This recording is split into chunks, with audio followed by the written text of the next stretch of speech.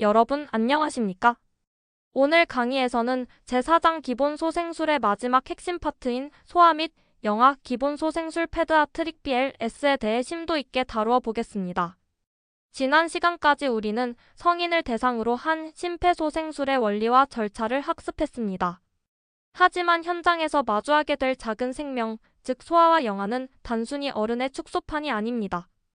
해부학적 구조부터 심장정지를 유발하는 근본적인 원인까지 성인과는 완전히 다른 특성을 지니고 있습니다.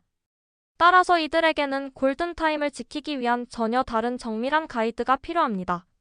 오늘 강의를 통해 여러분은 예비 응급구조사로서 성인과 소아의 소생술 차이를 완벽하게 숙지하고 현장에서 한치의 망설임 없이 정확한 처치를 수행할 수 있는 역량을 갖추게 될 것입니다.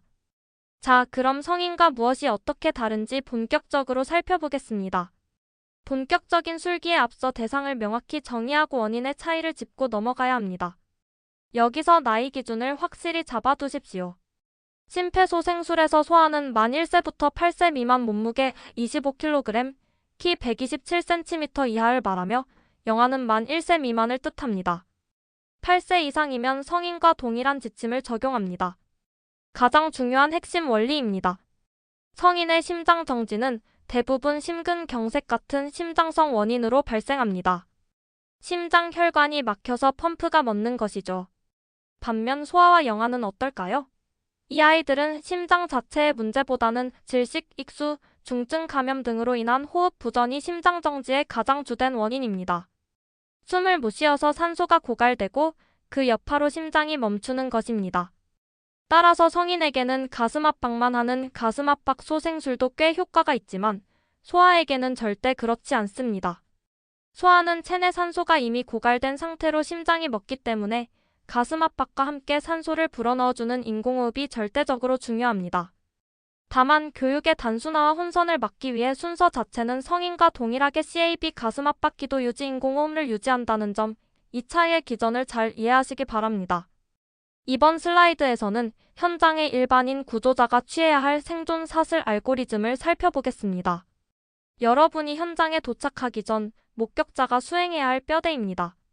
첫째, 현장 안전을 확인하고 아이를 두드려 깨워보며 반응을 살핍니다. 반응이 없다면 즉시 주변을 지목해 119 구급 상황요원에게 스피커폰으로 구조를 요청하고 자동제 세동기 AED를 가져오게 합니다. 혼자라면 먼저 2분간 심폐소생술을 한 뒤에 신고하러 가는 예외도 있지만 기본은 스피커폰을 켜고 조언을 받는 것입니다. 그 다음 10초 이내의 호흡과 움직임을 확인하여 심장 정지를 판단합니다. 이때 헐떡이는 비정상 호흡도 심장 정지로 간주해야 합니다. 심장 정지로 판단되면 지체 없이 가슴 압박과 인공호흡을 30대 2의 비율로 시작합니다. AED가 도착하면 즉시 음성 지시에 따라 2분 주기로 반복 사용하게 됩니다. 일반인에게는 복잡한 판단을 요구하지 않고 즉각적인 압박과 호흡의 병행을 유도하는 것이 핵심이라고 이해하시면 됩니다. 집중하십시오. 우리와 같은 응급구조사, 즉 의료 종사자에게 적용되는 전문 소생 알고리즘입니다. 일반인 알고리즘과 결정적으로 다른 두 가지 포인트가 있는데 시험에 아주 자주 나옵니다. 첫 번째 차이는 맥박 확인의 추가입니다.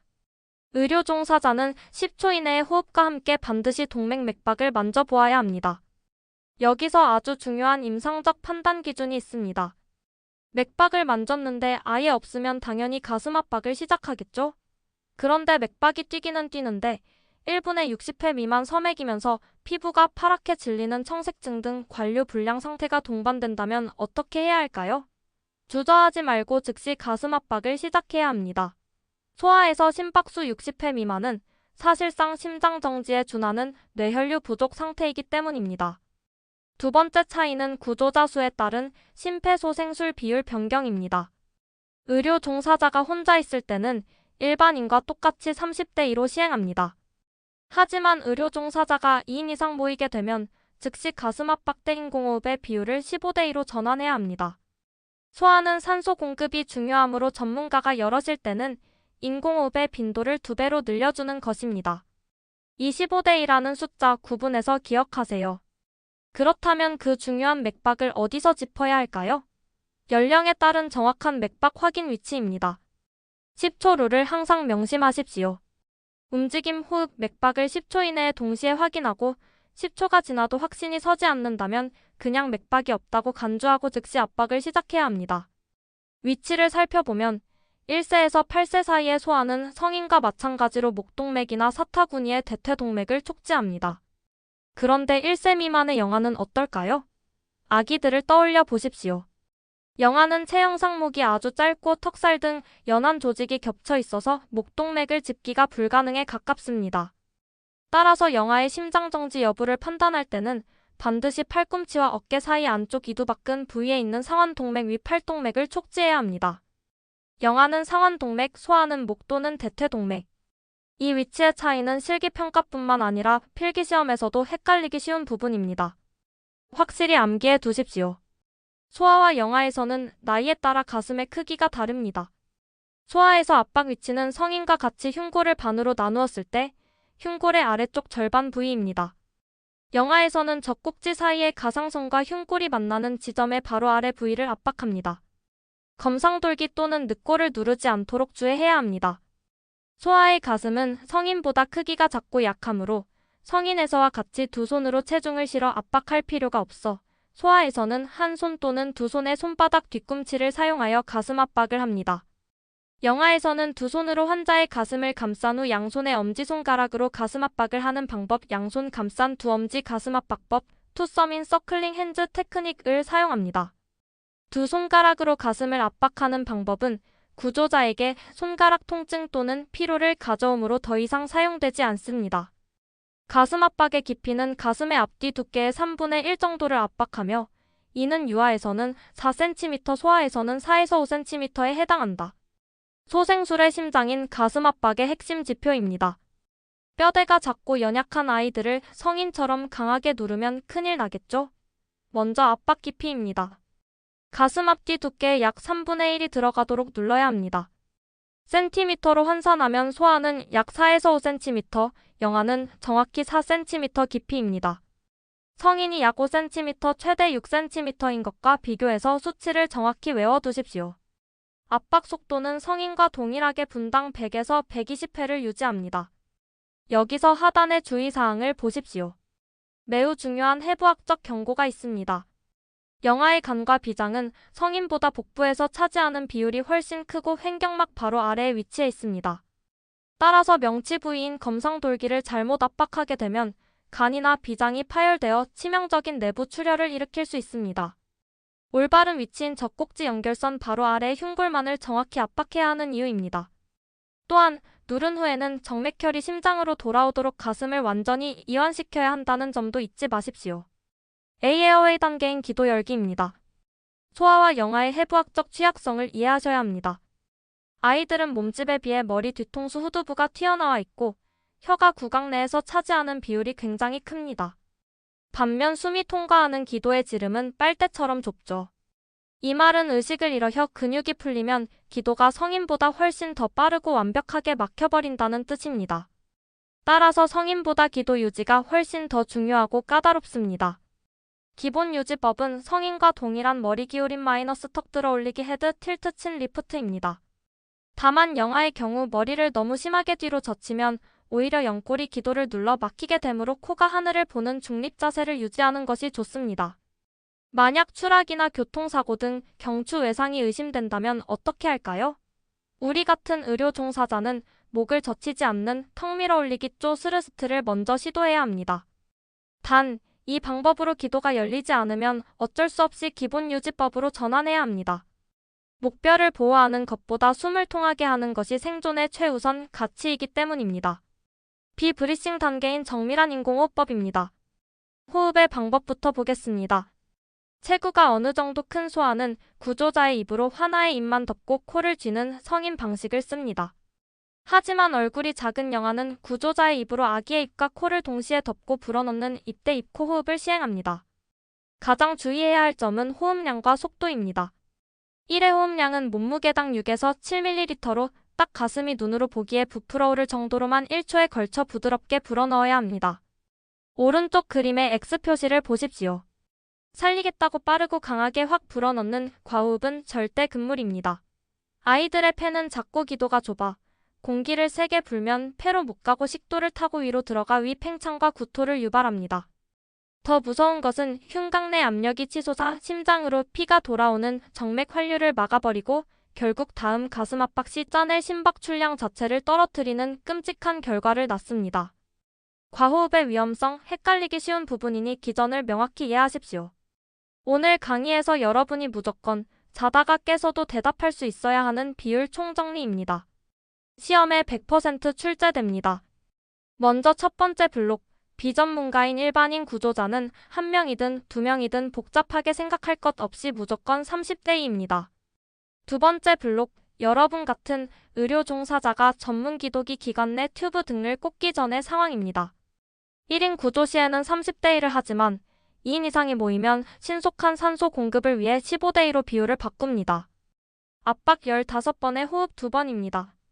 세 번째 블록, 대망의 전문 기도기 삽관 후입니다. 환자 목에 튜브가 안전하게 꽂혔다면 이때부터는 30대인이 15대인이 하는 비율이 다 폐기됩니다. 가슴 압박과 인공호흡을 동시에 독립적으로 진행합니다. 한 명은 가슴만 1분에 100에서 120회 속도로 쉬지 않고 누르고 다른 한 명은 가슴 압박과 무관하게 영하는 분당 30회, 소하는 분당 20에서 30회의 속도로 호흡만 짜줍니다. 동시에 한다고 해서 압박할 때 호흡을 밀어넣는 뜻이 아니라 각자 독립된 페이스로 멈춤 없이 진행한다는 의미입니다. 이 세 가지 상황을 머릿속에 완벽히 구조화해 두십시오. 특수 상황인 이물질 기도 폐쇄, 즉 질식에 대한 처치입니다.